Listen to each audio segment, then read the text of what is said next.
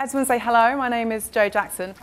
Just to give you, before I go into talking about the trends, I'm just going to give you a little bit of an intro to my background. I graduated doing graphic design from Central St Martin's about 10 years ago, showing my age a little bit. I then went straight into, very boldly, I set up my own fashion label straight out of college. I now am director of a company called Protein. That's us. And we run a creative agency. We work for Nike, so we help do the projects for Nike Liberty trainer collaborations. We do all that kind of filming.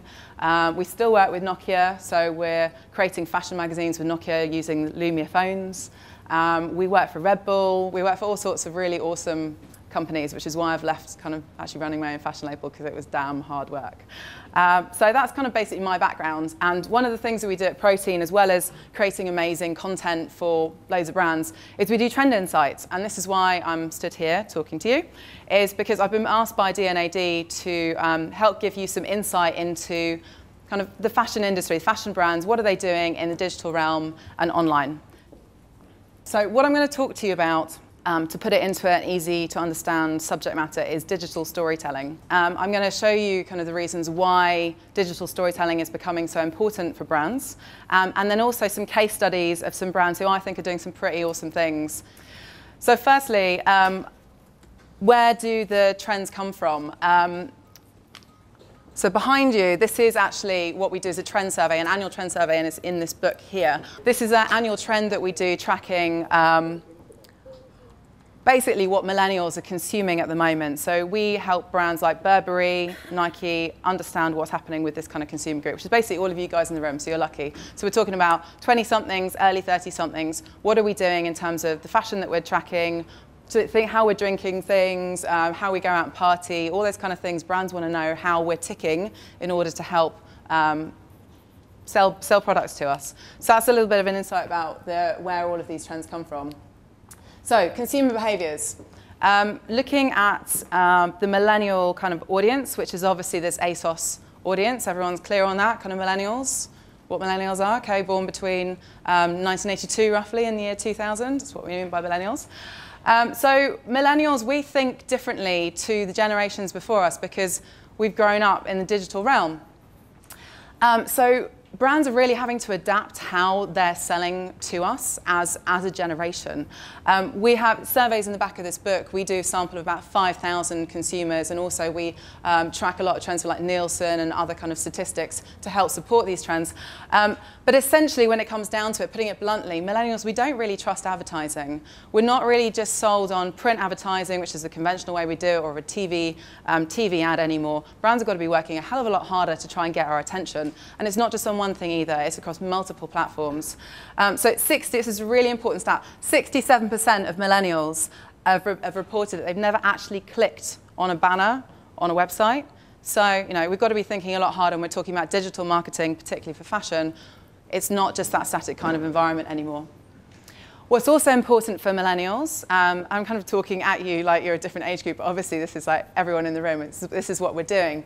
95% of millennials say that the friends are their most credible source of information, and then therefore their decision purchases. So we're actually relying on friends more than anything else, more than an advertising display ad, more than kind of a Facebook page from a brand, but it's more of our friends that are influencing us over anything else. Yeah, this is actually a stat that we did for Red Bull, part of their culture marketing strategy. Nearly 3/4 of the people that we surveyed believe that their influence is purchasing decisions made by their friends. So 75% of purchases done from mates. But, so we are not looking at advertising as much. We are being recommended by friends, but what is really important is that we are quite loyal to brands. Once we find brands and we've recommended them, we've kind of come into this brand world, we tend to becoming much more loyal to them rather than shopping around for necessarily particular looks. We buy into that. I think Nike's a really good example. Like when you get into being in that Nike bubble, like I do that with all my gym kit. All my gym kit is Nike because I don't actually want anything Adidas, but I used to be an Adidas person when I used to have shell toes like back in the 90s. But yeah, again, show my age. Nice, well done, Joe. Yeah, do you know what I mean? Like you do want to, when you buy into a brand, you kind of want to not buy any of their competitor brands. So here's some more stats about that. 70% of millennials say they'll always come back to the brands that they love. Another 49 of respondents say they'll turn back to brands that they know and trust. So this is another thing to keep in mind. If you're putting your brand marketing hat on, what can you do in this digital world that you're creating to help build that loyalty and that trust? It's essentially about building communities, and it's not about building false communities. Like, building communities means like giving and taking. So what can you create that is giving something back to consumers to make them, love and genuinely trust you and build a long-term relationship with, not just about, a 2-day campaign because it happens to be Valentine's Day. So other stats, digital natives. We've all grown up with our computers and our iPhones and our iPads, and the generation below us as well are also going to be even more native than we are right now. So how are we connecting with brands? It's changing how we're connecting with brands. 63% of our audience say the main point of contact they have with brands is through their social networks. So that's really important. That obviously brands are great. ASOS is a great example of this. They're actually really good with their social media in terms of keeping up to date. But for all the other kind of projects and things you're going off to do in the future, you really need to be sorting out your social media strategy if you're talking to a millennial audience at all. And we're also socially connected. So how many of you guys have actually checked in on Facebook, Instagram, Twitter, or any of those things today? Hands up. Hands properly out. I can't really see that, guys. It's like 4 of you. 4 people haven't gone on a social network today. Don't you think that's crazy? I just think that's crazy. 5, 10 years ago, we weren't even doing that. So it's an amazing place where we can find information, and brands, when they get it right, can connect with you. Some brands are doing it really, really wrong, and we unlike them and we get rid of them. But there's an amazing opportunity there across those social networks to connect with this audience. So important point, and keep that one in mind as well. Another point to bear in mind is mobile. We are connecting through all of those social channels. Probably we've done all of that on our phone as well. And the apps, again, apps, I don't think many brands have really got that sorted yet in terms of having to switch on an app. But I want something a bit more integrated, a bit more in tune with the way that I use my phone every day. So I think there's some more opportunities with Facebook on how brands could connect with us through that without being annoying. Something to think about, maybe. But really about the mobile, it's not just about mobile, it's more about omni-channel, or as we say here, multi-channel. So what I mean by omni-channel, if no one's kind of heard about this, is basically a brand experience that goes across all the different tablets and tools that we use. So when I wake up in the morning and I switch on my phone, I've got an experience there. I then might be on the bus and I use my iPad. It remembers what I've been doing on that iPhone onto my iPad, and then when I get to work or when I get to college or whatever and I open up my laptop, I want that same experience running across all of those different platforms. And then also, when I go into that shop, I want them to know who I am as well. So that thing that I bookmarked maybe on Instagram when I was like waking up in bed on my phone, and then I opened up kind of Pinterest on my iPad, when I go into the store, I want to be able to find that thing really easily because I pinned it. No one, again, this is a relatively new word, and it's a buzzword with a lot of our clients, is kind of omni-channel marketing. It's a user experience that runs across all of those platforms, but more importantly, that endpoint of actually touching a consumer. So when you go into that store or you're on the online store, think about all the different points that consumers had to take from even finding out about you, maybe on the phone, through all of those different experiences to get to that final point. And importantly, remembering what's happened when you bought something to help you recommend things back when you're on your phone, just going through Instagram, for example, or Pinterest or Facebook or whatever, or something else. So really important point about omni-channel. It's not just a website that we're talking about. It's a user experience that could be living on anything. Think about the experience first and then put in all of those kind of platforms and connection points later. So what else are we doing in terms of consumer behaviors? Well, we are becoming more of a generation of visual curators. I mentioned Pinterest a lot, particularly for kind of more female fashion audience.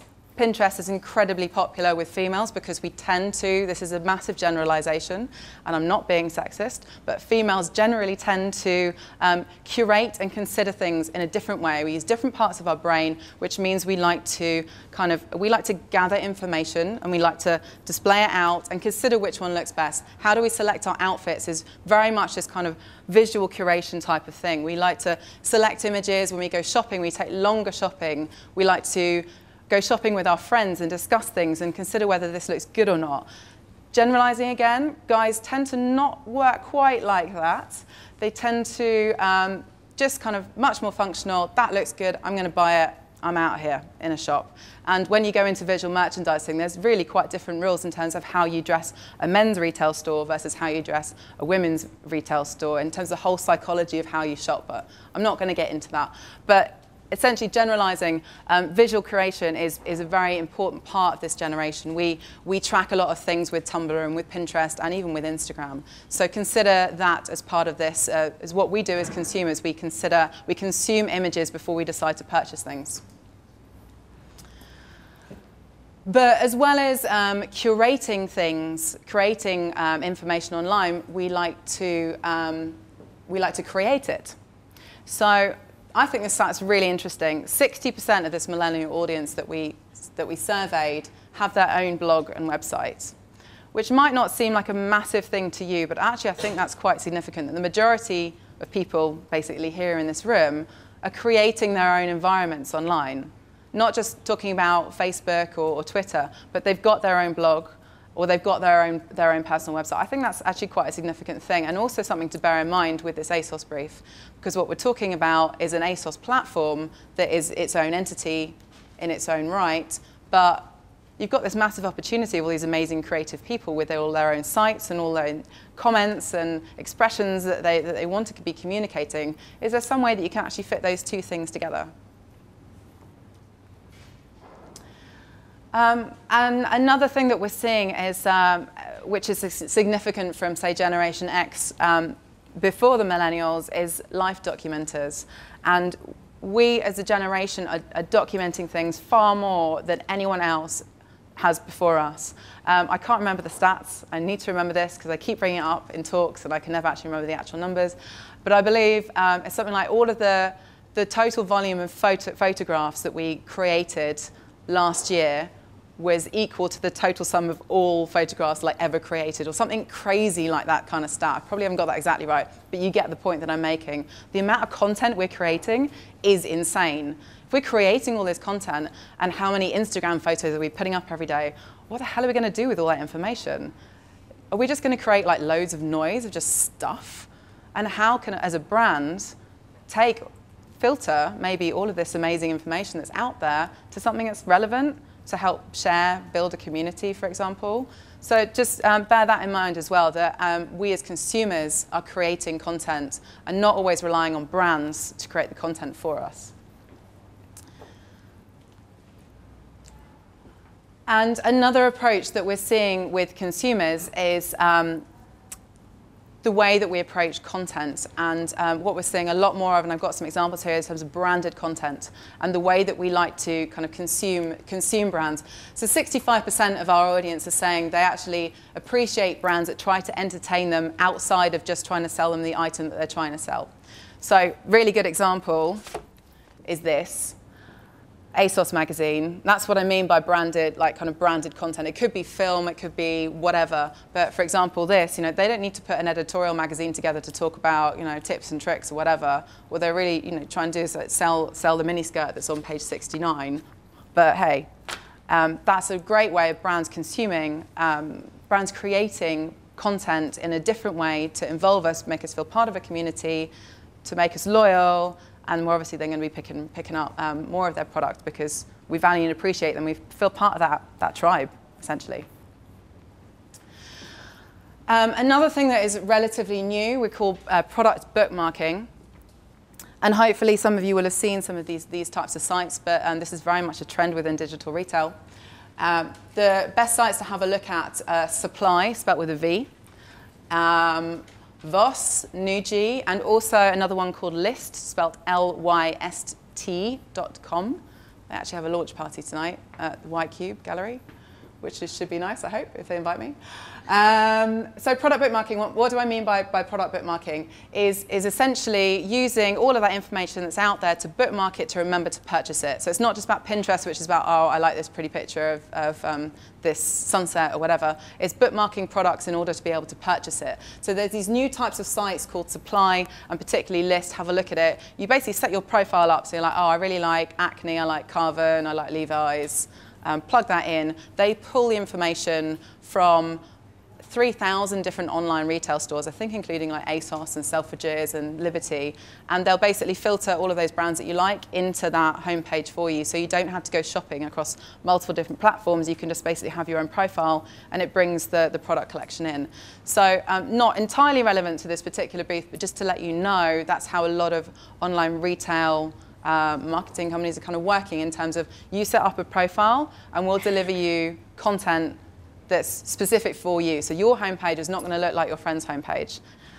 Okay, so that's kind of the consumer behaviors and how we're consuming things. Now what I'm just going to run through very quickly is some case studies of some things that I think are pretty amazing. So very quickly, brand platforms as a reaction to the branded content. Two things which I think are really, really good. I hope you guys, as design students, will have looked at these sites because they're really good. Creators Project, which is a collaboration between Vice and Intel, is a great example of a platform, a brand putting money in to create a platform to help emerging talent. And they create all sorts of different events and parties and films and initiatives to help emerging talent. Also, Nowness. Everyone familiar with Nowness? Okay, best in class in my opinion in terms of branded. In fact, it's not even branded content. It's owned by LVMH, Louis Vuitton, Moet Hennessy. That's who owns Nowness. They set this up as an unbranded platform to create a credible editorial platform to promote cool, emerging, innovative design, and then also along the side bring in their brands along that credible platform. So a similar way to ASOS editorial. Magazine, which in its own right, and the magazine's a great read, and I read it all the time. But just think about that in terms of not always directly creating a platform to sell the thing that you're trying to sell. Nowness, I think, is an excellent example of that. And they really have built a community around this content. So slightly more irreverent, a few more mainstream ideas is around this idea of a kind of editorial and lifestyle content is this one. So Uniqlo, I'm not sure if any of you guys have seen this one. I'm not entirely sure if it's a UK project, but they created this website called Lifewear Philosophy, and it wasn't selling products. It was basically giving you tips on hairstyling and recipes. So it's much more about that kind of about the Uniqlo way of living and their brand essence, as opposed to direct marketing. Because remember, we're not really that keen on direct advertising. So this is more about getting brands involved in your life, and then when you like the brand, you might go into the shop more often, etc., etc. User-generated content. So what we mean by that is the brands opening up their doors, being much more transparent with how they are creating their campaigns, and allowing their fans to create the content for them. Now, there are problems with doing user-generated campaigns, because essentially what we're saying is like handing the keys over to the fans and saying, hey guys, you drive wherever you want to drive, and the rest of the world's going to see where you take us. So big brands, for example, ASOS, or again, using Levi's, they've got quite actual relatively strict guidelines in terms of how they need to be perceived by their fans constantly. You've got a reputation to uphold. So user-generated content, they're awesome ideas because it really gets fans involved in it, because they feel like they own it, because they've created, in this poster, that's their image and they love that.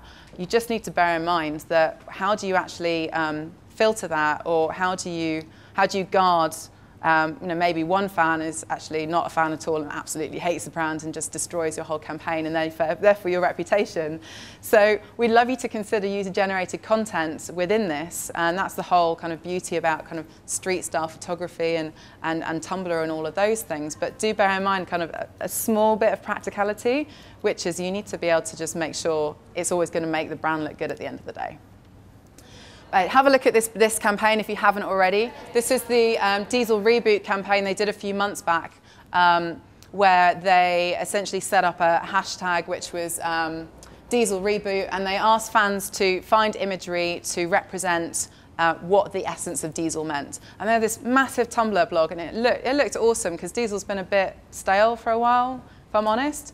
And all this amazing new content with Nicola Formaschetti getting involved as creative director and bringing all these kind of much cooler people in the photo campaign. The whole thing's coming together, and it's actually elevating the brand quite nicely because they've been much more engaging with this new millennial audience. So nice example there. This is another example of kind of creating content without selling product directly. And we've branded this as kind of brands as educators. Favorite example at the moment is this Levi one. There's a short film up here at the top, but do have a look at the website. It's called Skillshare. Essentially what this is a site, a series of online videos that help their fans learn better creative skills. So if you think about the actual brand essence of Levi's, on the made and crafted side, it's about heritage, it's about craft, it's about handworking, it's about hands-on stitching things with leather in workshops. And that's kind of old school Americana vibe that they've got going on with the made and crafted campaign. And this idea sits really nicely alongside that in terms of a brand campaign, because you get that essence of what Levi's are trying to communicate, but also they're giving something back to their community. They're teaching you how to create things or create beautiful photos or how to make products. And that, I think, is a beautiful example to create brand loyalty by giving something back. So bear that in mind. This is another great example from Intel. It's not fashion, but this is a campaign they were running in the developing world, and it was called She Will Connect, and it was basically online development, tech, digital skills, specifically aimed at women to help train them, which I thought was just an awesome project. Following in line with that kind of online editorial world is this relatively new trend in the last 12 months of more what we call immersive narratives. I hope you guys are all keeping up with all of these. I'm writing lots of notes, which is good. Immersive narratives. So what I mean by immersive narratives is non-linear digital storytelling. That sounds really nerdy, doesn't it? So what I mean by that is not having something that is start to finish, but possibly something that you can dip in and out of. So let's say you had a timeline, and maybe you're following along, this is your start and this is your finish, you're following along this timeline, but actually this bit at 30 seconds is really interesting, and I want to find out more about that.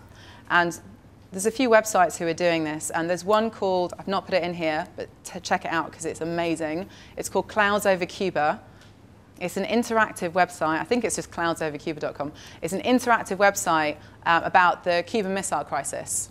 Again, totally not fashion subject matter, but it's absolutely awesome as a website. Cuban Missile Crisis. So it basically plays a documentary film with a timeline, but you can stop it at any point along the date and find out more about what happened at that particular date. It also connects into your iCal. So if you want to track the Cuban Missile Crisis in real time over that period, it does it like to this particular date, and it sets you iCal reminders for the phone call that happened between so-and-so and so-and-so. And you can then click onto the link, and then it takes you to the website, and then you can then listen to the phone call that happens. And also, it's just totally, that's what I mean by immersive narratives. It's not just a story or a particular film that's run for 30 seconds, but you create that user journey however you want to create it, or find out more about this or not about this. But it also ties in with that omni-channel thing that I was talking about, not just across tablets, but also across different apps that you're using as well. I love the fact that it's a website, but it links into your iCal and sends you reminders when particular things happen in time. Like, how awesome would it be if you could try and get ASOS to really integrate into your daily usage of how you use your phone quite to that level? I think it'd be amazing. Like, I'm not stuck giving you ideas, but I've got some in my head already. So here's two other examples that I haven't talked about. Snowfall, which is the film on the top from the New York Times, and also the Guardian Firestorm as well. So these are more like HTML5, scroll down, parallax scrolling. In terms of design, they're really beautiful. Check them out. Hopefully inspirational for your fashion as well. Now, this is one of my favorite online examples, and we call it viewers as directors. So big trend at the moment, everyone's producing branded content, branded films. I can't think of any fashion brand that doesn't have a film on their website, right? Everyone's got films. they're pretty predictable. What I meant with the immersive narratives and it being from start to finish, brands are starting to change how that works. Three really nice examples is the Perrier Secret Place. Has anyone had a look at it? Gold star, amazing. Right, Perrier Secret Place for the rest of you in the room. You go online and it's a full screen immersive online experience. It's a film, so you go in and it's done from a point of view. So you become this person and you've got the view in front of you going into this laundrette. So, okay, you go into this laundrette, looks like you're opening up the door, you go into this space, this weird guy comes up and talks to you on the screen. It's like, oh, hi, who do you want to be? And there's 4 people in the room that's being filmed. It's like, do you want to be this girl, this guy, whatever? And you click which person you want to be, and then that film takes you down that path to be this persona, and then you have the option of going through door left or door right, or going upstairs or downstairs, or push the button, don't push the button. And it creates this whole non-linear story depending on what decisions you make throughout the film as to where the film ends up. It's all linked in with a kind of a competition at the end of it to find this secret place, and it links to an actual real event that they held, I think, in Paris and in London as well, and you won prizes. But the idea is one that a few people are doing in terms of a non-linear film experience, so it's interactive to a certain level. Another lovely example is the Lincoln Sound and Vision, which was a music concert for Beck, not Beck's beer, Beck, the musician. So this way you could become the total director of this concert. So you could click to how you wanted to view the concert online, and it basically spanned the camera 360 degrees around the stage. So you could watch it from anywhere you were in the auditorium almost. That's a pretty great idea. I think there's things you could also learn from that. Topshop have done some great examples of the interactive catwalk shows, where you've got the catwalk and you can click to buy the look. That's been done. So come up with a new idea from that. But maybe these will inspire you to come up with those ideas. And then the other really simple idea here is this is Y3. And this is an online lookbook they did, I think, 2 seasons ago. But I still use it as a good example because it's really super simple. So here's their website. You go online. And you use your keypad to create an experience. So hit any letter to select what video that you want. And then different options come up as you're watching this video, so you can hit any number to select a different visual effect. So everyone watching this particular lookbook creates their own experience. So it might be that it does this kind of weird slow down drag motion, or you can change the colors around or move things around. So the user is the director. Very important point to remember. And really, really important point to remember, this whole thing is shareable. And that's kind of the most important thing, I guess, actually. Not the interactive thing, the shareability aspect of it. So you create your own thing, you use the brand's assets, you create your own thing, and you can share it on any platform that you want. And I couldn't not mention shoppable content. So shoppable content, hopefully everyone's seen a shoppable video. Yes? Yes? No? I'm going to show you one. All right, this is definitely a new trend in the last, I'd say, 6 to 12 months. The first guys who did it successfully, I would say, is a company called Okini. If you're familiar with Okini, search for Okini the game, OKI-NI, that's Okini. And they did a film called The Game. This is probably about 18 months ago now. Essentially, they just filmed a lot of cool guys in a room, panned around, walked around them as they were stood there chatting, and you hover over that particular person, and you can click and buy that product. I don't have the stats for that video in my head, but we worked with the guys who created it, and they had like a serious amount of clicks. I think they made like kind of 80 grand from that particular, it cost them like 10 grand to make. I think they made like 80 grand's worth of sales from sending that film out virally and people clicking through and buying the product. ASOS have been experimenting with it as well. Definitely Google that and see how they've done that. So bear in mind they've done that kind of thing already. What's going to be next? I think my favorite one is actually this one. So this is also done by Wirewax, and this is Sense.com. So Sense.com did the first shoppable music video. This is a few months old now. So they, rather than creating content and then trying to plot on shoppable aspects to it afterwards, they started the whole idea with the point about it needed to be shoppable from the start. So as the film plays through, everywhere you can see with an S, you can click, hover over, stop, and then click to buy that particular look from the website. So you stop and you click at any point, comes through, view that item, view whatever item, into shopping basket, click, done, bought, sold. I love this example. It's incredibly simple. This is Nike ID's been around for ages, right? And you can pick your own colors, and that's great, and you can use your inspiration from wherever. This was really lovely. So Nike ID basically integrated or pulled in information from your Instagram feed to inspire the colorway that you're going to have on your new Nike ID. So say this is my Instagram feed. You basically go onto your Nike ID, pull in your Instagram, pick whatever is your favorite image. So it might be like my sunset photo from Thailand or whatever, and it automatically pulls in those colors into your trainer for you. I love that idea. It's so simple, but it's so awesome because it's like that's like totally my unique trainer. And not only is it my unique trainer, but what's really smart about it is it ties in a really positive memory as well. So you're actually having much more of a brand connection with this because the brand has enabled to bring in a positive memory into something that you're then creating yourself and then wearing. I love that idea, and that's really what I'm talking about, brand loyalty. My God, that makes you brand loyal. Other things that we're doing, we call this perceptive media. And this is really about bringing the digital world into a physical environment. So we're not just sat at home playing with our laptops or while we're watching TV with our iPads. This is more about using GPS in our phones to create stories.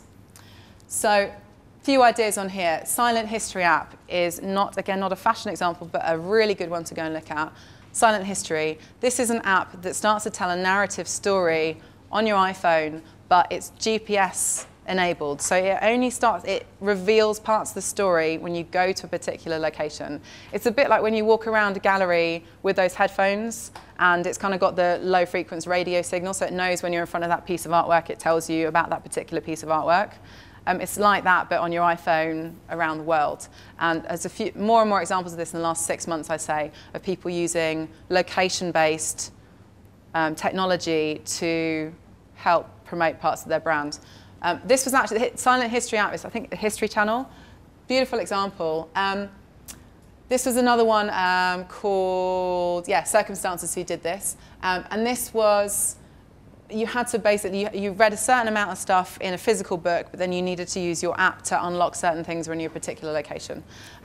Really nice example, super simple. Dazed and Confused, Dazed Digital. Check this out, it's still live. It's also called Secret History, a bit confusing.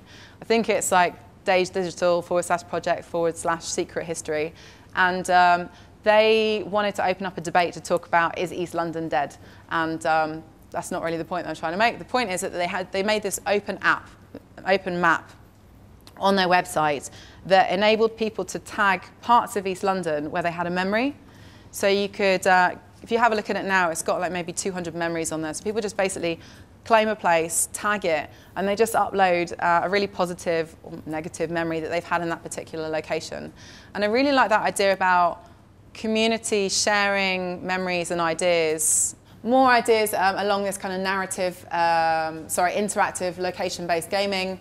Google's got this great game called Ingress, and again, that's a game that plays out as you move around the space and you discover tips and tricks when you move around places in different locations. Also Device 6 as well, both games, location-based games for your own interest just to have a look at. And 3 more ideas. This one I think is not a fashion idea, but is a lovely one. This is called Withholding Information. So what this is a perfume company, and they're an online perfume company. So similar, I guess, problems to, well, not problems, but barriers to ASOS. You're an online retailer, but you really want to touch and feel that clothing, but they find different ways to go over that problem. This is a perfume company, but they're an online perfume company. So how on earth do you sell perfume online? So they came up with a totally different way of selling this product, and they did it by imagery. And there's a lot of companies starting to use this kind of visual bookmarking, like using that kind of Pinterest idea to understand what things we like to then come up with a recommendation of other things we might like. You know, when you kind of click on a product in ASOS, like, oh, I like this skirt, therefore you like 4 of these other items as well. Similar type of idea. They sell perfume just purely by image. So they have 5 or 6 images online, and you pick which image you feel more suited to, and that is linked to a perfume, which they then send you. I think it's a really simple idea, but it's quite beautiful. And that's called, Offlactive Studio. worth checking out. And I've thrown in these 2 physical retail ideas as well. So just to put it out there, best in class, physical digital experiences. So using an online website, but having it in a physical environment. Kate Spade has done this Saturday shop in New York just before Christmas. So it's essentially her iPad app on a big touch screen, and it's basically taken an empty shop window, which costs very little money, empty shop window, put a touch screen in there, merchandise it up, and it's a 24-hour shop, which is no different from if you were just to be on their iPad at home. But this generated so much PR for the brand, and it's all kind of delivered within 24 hours, so it's a great idea.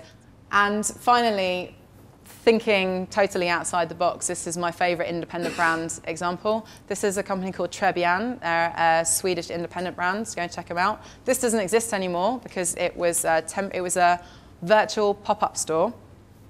They didn't have any money to open up a pop-up shop in London or in Paris or in Tokyo, so they opened up a virtual pop-up shop. So what I was talking about, location-based GPRS tagging with your phones, they promoted to all of their fans that they were going to have a virtual pop-up shop at this particular location in Truman Brewery at 6 o'clock on Thursday, and you have to be there for the 2-hour pop-up shop. So all the fans went to this particular space, and it's an empty room, there's nothing in it.